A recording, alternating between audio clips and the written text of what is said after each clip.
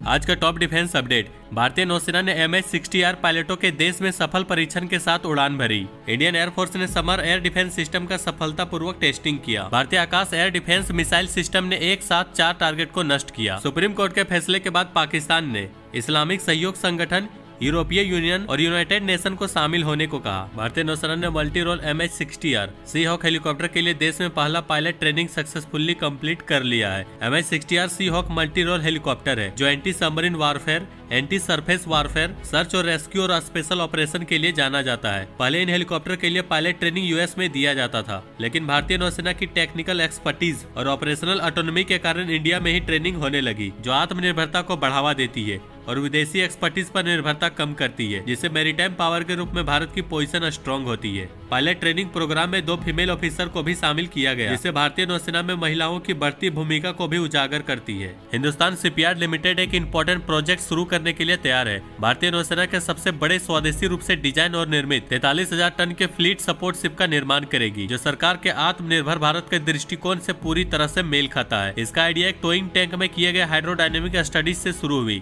In testing ने जहाज के डिजाइन को सक्सेसफुली वैलिडेट किया है, जिसे 20 नॉट की स्पीड अचीव कर लेगी। भारतीय वायुसेना ने अपने इन हाउस डिजाइन और develop surface to air missile for assured retaliation SAMAR air defence system का सफलतापूर्वक टेस्टिंग किया, जिसे इंडियन एयरफोर्स ने रशिया द्वारा डेवलप पुराने air to air missile system का उपयोग करके समर को डेवलप किया। भारतीय वायुसेना के अधिकारियों के अनुसार यह सिस्टम 2 से 2.5 मैक की गति सीमा पर चलने वाली मिसाइलों के साथ हवाई खतरों का मुकाबला कर सकती है। समर सिस्टम में एक ट्विन टर्रेट लॉन्च प्लेटफॉर्म शामिल है, जो खतरों के आधार पर सिंगल और सेल्वो मोड में 2 मिसाइल को लॉन्च करने की क्षमता रखता है।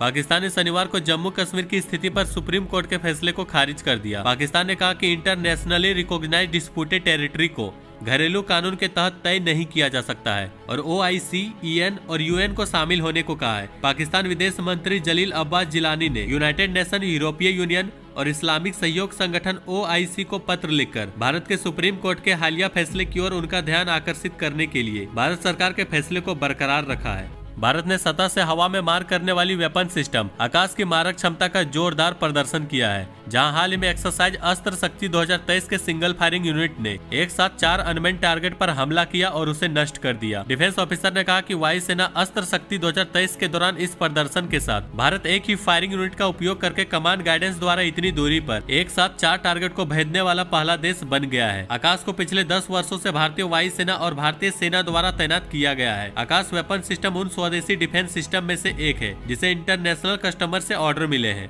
आज का question of the day, repair और अपग्रेड के बाद हाल ही में भारतीय नौसेना ने किस जहाज को फिर से शामिल किया? इस वीडियो के बारे में अपनी राय कमेंट में जरूर दें, बाकी लाइक एंड सब्सक्राइब जरूर करें।